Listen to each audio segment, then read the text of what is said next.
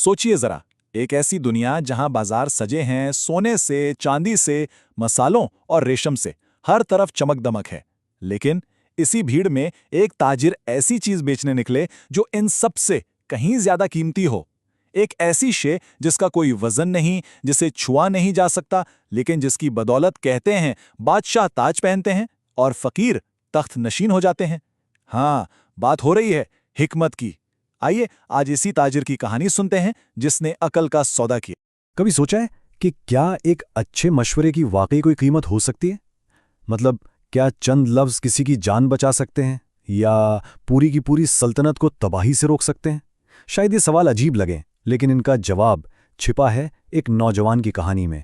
एक ऐसा नौजवान जिसने अपनी किस्मत बदलने के लिए अकल बेचने का फैसला कर लिया। हमारी कहानी शुरू होती है एक छोटे से गांव से।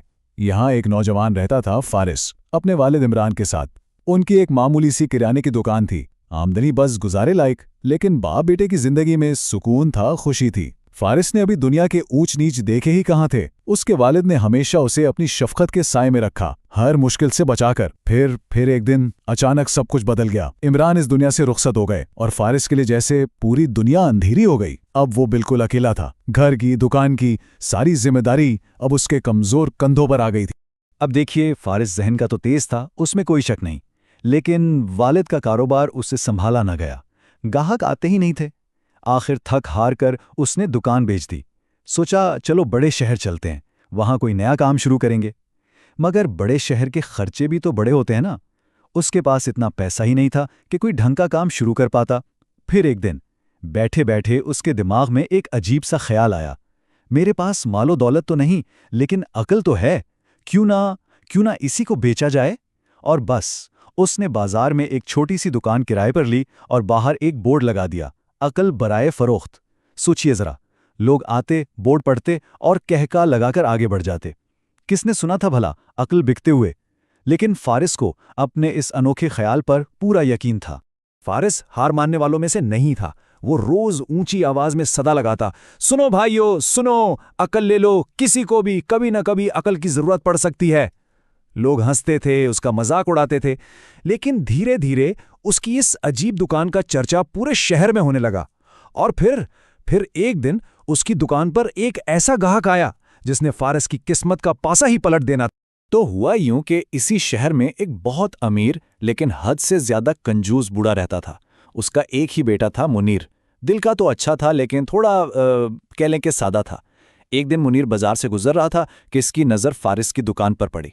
बोर्ड पढ़ते उसके दिमाग में ख्याल आया, अब्बा जान हमेशा मुझे नादान कहते रहते हैं, क्यों ना मैं उनके लिए थोड़ी सी अक्ल ही खरीद लूं। बस ये सोचकर वो सीधा फारिस की दुकान में घुस गया। पूछा, भाई अकल का क्या भाव है? फारिस ने मुस्कुराकर जवाब दिया, जनाब जितनी आपकी जेब इजाजत दे। मुनीर ने सोचा ज्यादा पैसे खर्च किए तो अब्बा गुस्सा करेंगे। उसने जेब से 1 दिनार निकाला और फारिस को दे दिया। फारिस ने वो 1 दिनार अपनी जेब में डाला, एक कागज की पर्ची निकाली, उस पर कुछ लिखा और मुनीर को थमा दी। मुनीर तो खुशी से फूला नहीं समा रहा था। वो पर्ची हाथ में लिए घर की तरफ दौड़ा। दिल ही दिल में सोच रहा था कि आज तो अब्बाजान बहुत ही खुश होंगे। घर पहुंचकर उसने वो पर्ची सीधा अपने वालिद को दिखाई। इस पर लिखा था, जब 2 लोग आपस में झगड़ रहे हों तो वहां खड़े होकर तमाशा देखना अकलमंदी नहीं है। ये पढ़ना था कि बूढ़ा गुस्से से आग बगोला हो गया, लाल पीला होकर चीखा, ओ नादान, तूने 1 दिनार पानी में फेंक दिया। ये बात तो गली का बच्चा बच्चा जानता है, उसके लिए पैसे खर्च किए। वो उसी वक्त गुस्से में भरा हुआ सीधा फारिस की दुकान पर पहुंचा। जाते ही शोर मचा दिया, ओए बेईमान, मेरे पैसे वापस कर वरना अभी सिपाहियों को बुलाता हूं। फारिस ने उसके बरक्स बहुत ही तहम्मुल से कहा, जनाब जैसा आप चाहें, मेरी पर्ची मुझे लौटा दें और अपने पैसे वापस ले लें। बूढ़े ने फौरन वो पर्ची फारिस के मुंह पर मारी, अपने पैसे लिए और बड़बड़ाता हुआ घर की तरफ चल दिया। अब हुआ ये कि कुछ दिन बाद मुनीर बाजार से गुजर रहा था।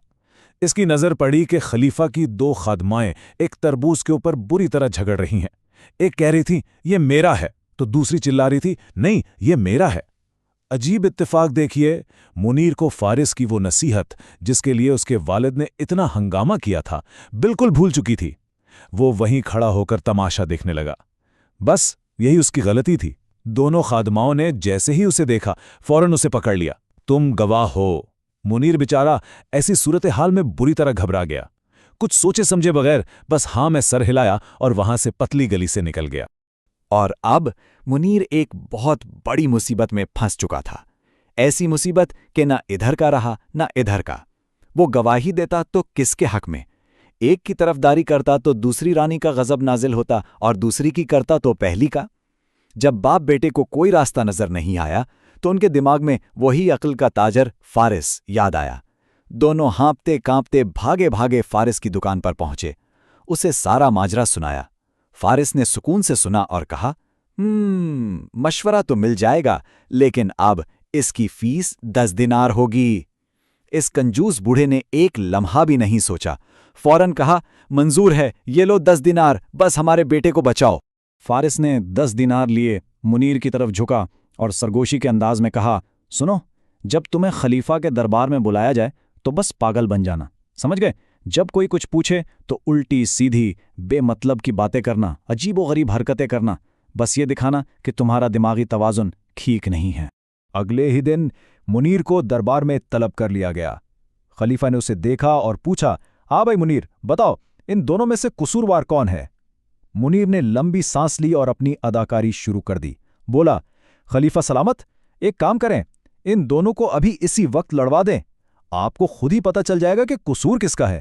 یہ کہہ کر وہ زور زور سے ہنسنے لگا، پھر ایسی بے سر و پا باتیں کرنے لگا کہ پورے دربار میں کہے گونج اٹھے۔ خلیفہ نے اسے دیکھا اور سوچا، یہ تو کوئی پاگل لگتا ہے، بھلا اس کی گواہی کا کیا اعتبار؟ اور بس اس نے فوراً حکم دیا کہ اسے دربار سے باہر نکال دو، اور اس طرح 10 دینار کی عقل نے منیر کی جان بچا لی۔ منیر کی جان تو بچ گئی، لیکن اب یہ قصہ خلیفہ کے کانوں تک بھی پہنچ گیا۔ شہر میں ایک ایسا تاجر ہے جو اب عقل بیچتا ہے۔ خلیفہ کو بڑا تجسس ہوا، آخر یہ کون شخص ہے جس کے مشورے اتنے کارگر ہیں کہ دربار شاہی کے مسئلے حل کر دیں؟ انہوں نے اسی وقت فارس کو دربار میں طلب کرنے کا فیصلہ کیا، اور اب ایک ایسا سودا ہونے والا تھا جس کی قیمت شاید سلطنت کی تقدیر سے جڑی تھی۔ دیکھیے، فارس کی حکمت کی قیمت مسئلے کی گہرائی کے ساتھ بڑھ رہی تھی۔ منیر کا مسئلہ چھوٹا تھا تو قیمت تھی 1 دینار، جب مسئلہ بڑا ہوا، شاہی دربار تک پہنچا تو قیمت 10 دینار ہو گئی، اور اب جب خریدار خود خلیفہ تھے تو قیمت آسمان کو چھونے والی تھی۔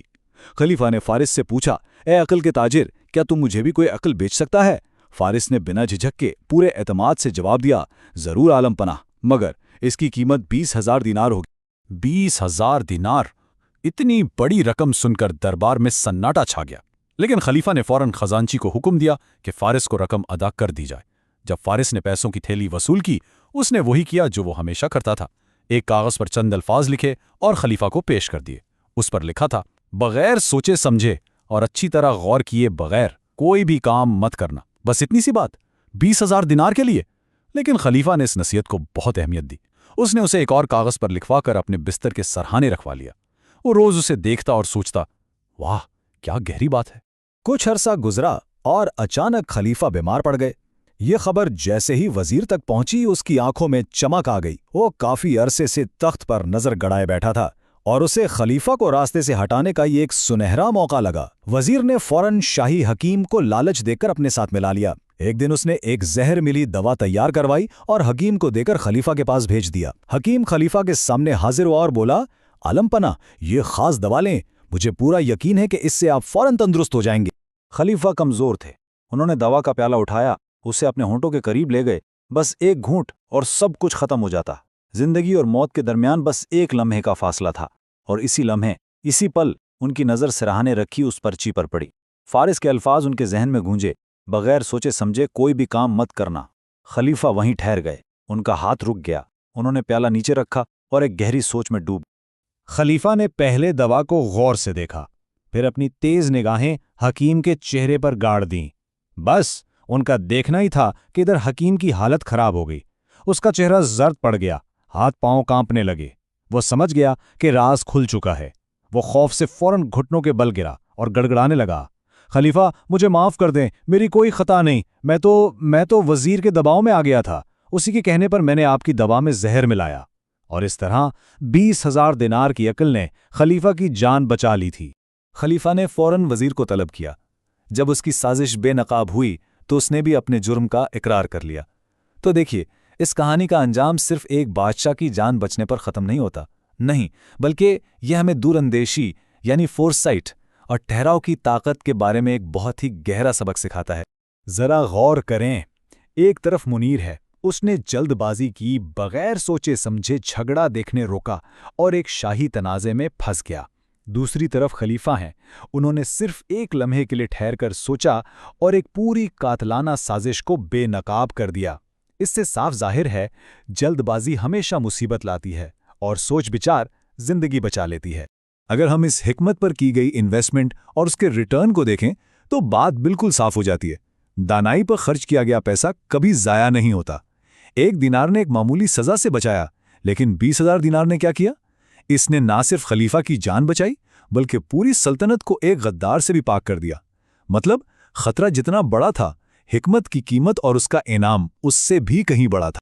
अंजाम ये हुआ कि खलीफा ने इस गद्दार वजीर और हकीम को ताहयात कैद में डाल दिया, और फारिस, वो नौजवान जिसने एक छोटी सी दुकान खोली थी अकल बेचने के लिए, उसे खलीफा ने अपना सबसे काबिल एतमाद मुशीर खास मुकर्रर कर लिया।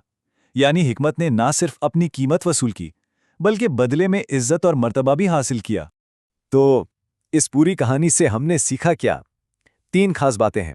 पहली, हिकमत की बातें अक्सर बहुत सादा होती हैं, लेकिन उनका असर बहुत गहरा होता है। दूसरी बात, दानाई की असल कीमत मुश्किल वक्त में ही सामने आती है।